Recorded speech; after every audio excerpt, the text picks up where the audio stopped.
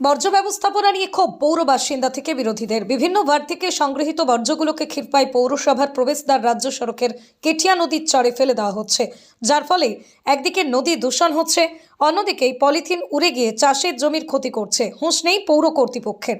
আমার শহর আমার গর্ব, এই ছিল পশ্চিম মেদিনীপুর জেলার ক্ষীরপাই পৌরসভার স্লোগান। আর এই স্লোগানকে হাতিয়ার করেই বাম আমলে ক্ষীরপাই পৌরসভার ক্লিন পৌর শহর হিসেবে স্বীকৃত পেয়েছিল। বর্তমানে সেই পৌরসভার পরিচ্ছন্নতা নিয়ে নাগরিকদের মধ্যে ক্ষোভ। অভিযোগ, বর্জ্য ব্যবস্থাপনা নিয়ে পৌরসভা সুরার কোনো নিয়মই মানছেন না। লক্ষ লক্ষ টাকা খরচ করে পৌরসভা বাড়ি বাড়ি বর্জ্য সংগ্রহ ব্যবস্থা করেছেন ঠিকই, কিন্তু সেগুলো সঠিক রূপায়ণ হচ্ছে না। এমনই ছবি আমাদের ক্যামেরায় ধরা পড়ল।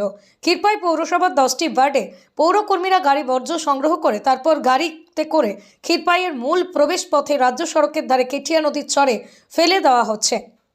একটু বৃষ্টি হলেই বা নদীর জল বাড়লেই বর্জ্যগুলি নদীর জলের সঙ্গে মিশে যাচ্ছে। একদিকে নদী দূষণ হচ্ছে, অন্যদিকে পলিথিনগুলি পড়ে নদীতে তাছাড়াও ছড়াচ্ছে দুর্গন্ধ। এই বিষয়ে বিরোধী দল বিজেপি ও সিপিএম তৃণমূল পরিচালিত পৌরসভার বিরুদ্ধে একাধিক অভিযোগ তুলেছেন। তবে এ বিষয়ে ক্ষীরপাই পৌরসভার চেয়ারম্যান বিকাশ দাসের সাথে একাধিকবার যোগাযোগ করা হলেও তিনি সংবাদ মাধ্যমের ক্যামেরার সামনে কোনো প্রতিক্রিয়া দেয়নি। তবে তিনি আমাদের জানিয়েছেন, আমি সবেমাত্র দায়িত্ব নিয়েছি, বিষয়টি খোঁজ নিয়েছি, যথাযথ ব্যবস্থা নেওয়ার নির্দেশ দেওয়া হবে। প্রশ্ন উঠছে, সুডার নিয়ম কেন মানা হচ্ছে না? কেন্দ্রীয় সরকার যেখানে কোটি কোটি টাকা খরচ করে নদীর দূষণ বন্ধ করার চেষ্টা করছে, সেখানে ক্ষীরপাই পৌর প্রশাসন কিভাবে নদীর পাড়ে জড়ো করছে শহরের নোংরা বছরের পর বছর ধরে।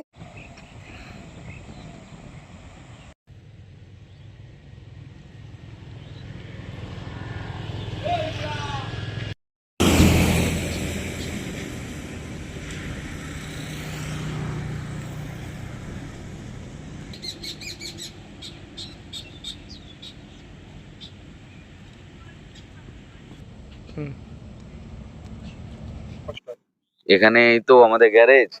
এখানে এত দুর্গন্ধ, সকাল সন্ধ্যা এসে ফেলে দিয়ে যাচ্ছে, মানা করছি তাও শুনছে না, বারবার এরকম করছে। এখানে টিকা তো মুশকিল হয়ে যাচ্ছে। এই নদীর ধারে শ্মশান আছে, তাও শুনছে না, এখানে এসে ফেলে দিয়ে যাচ্ছে। হ্যাঁ, পৌরসভা থেকে ফেলে দিয়ে যাচ্ছে। দু একবার মানা করেছি তাও শুনছে না। এই তো বারবার এখানে এই তো এমন কেচড়া ফেলছে, দুর্গন্ধ এত। হ্যাঁ, আমরা তো আগুন জ্বালিয়ে দিই, যখন এবারে হয়ে যায় তখন আমরা নিজেরাই আগুন জ্বালাই। কি করবো, দুর্গন্ধ এত। হ্যাঁ, নদীতে তো পড়ছে, তো এই তো ঠেলে নিয়ে যে জিসিবি করে ঠেলে দিচ্ছে, বাদ বাকি সব যে নদীও পড়ছে। আপনার নাম? আমার নাম সূর্য পাত্র। তো হ্যাঁ, আমি কৃষক। এই দিকে কোথায় গেলেন? এদিকে আমাদের জমি আছে, 4-5 ঘরের জমি আছে, 20-22 বিঘে জমি আছে। কি ধরনের সমস্যা হচ্ছে এই ডাম্পিং এর জন্য? সমস্যা, এই নোংরার উপর দিয়ে যেতে খুব কষ্ট হয়। আমাদের মায়েরা ভাত নিয়ে যায় এদিকে এই নোংরার উপর দিয়ে। সব দিন ভাত নিয়ে যায়নি, এই আলুর সিজনে যখন কাজ হয় তখন নিয়ে যায়, বর্ষায় ভাত বুড়ে নিয়ে যায়। বলেও পারা যায়নি। অনেকবার বলেছি যে পৌরসভায় যে নিজেরা দাঁড়িয়ে থেকে বলে এসেছি চেয়ারম্যানকে, দেখছি ভাবছি করে দেবো, বাস করে দেবো বলেই রয়ে যায়। আচ্ছা, এই যে এটা নদীর পাড়ে নোংরা ফেলা হচ্ছে, এই নোংরাগুলো তো নদীতেও পড়ে। নদীতে ফেসে যাচ্ছে, নদীর জলটাকে খারাপ করছে। এই জলটা আপনারা ব্যবহার করেন? জলটা অবশ্যই ব্যবহার করতে হয়। চান করা থেকে খাওয়া দাওয়াটা হয়নি, চান করা টান করা সবই করতে হয়। জলটা নদীর জল দূষণ হচ্ছে। হ্যাঁ, দূষণ হচ্ছে। বললেও শুনে না, একবার বদমাইশি করে একবার। আমরা বলি যে বেশি নয়, ফুট 3 ছেড়ে রাখো, যাতে আমাদের যাতায়াতটা সুবিধা করা হয়। আমাদের সবাই আছে, আমার কাকা আছে, আমার দাদা আছে, আমার মাঠে প্রত্যেকেই আছে। সবাই আমরা সকাল সন্ধ্যা ওই মেরে যাতায়াত করা হচ্ছে। এটা আগে ছিল না? না, না, আগে ছিল না। আমার বাবার আমল থেকে চাষ করছি, কোনো রাস্তা সুন্দর ছিল।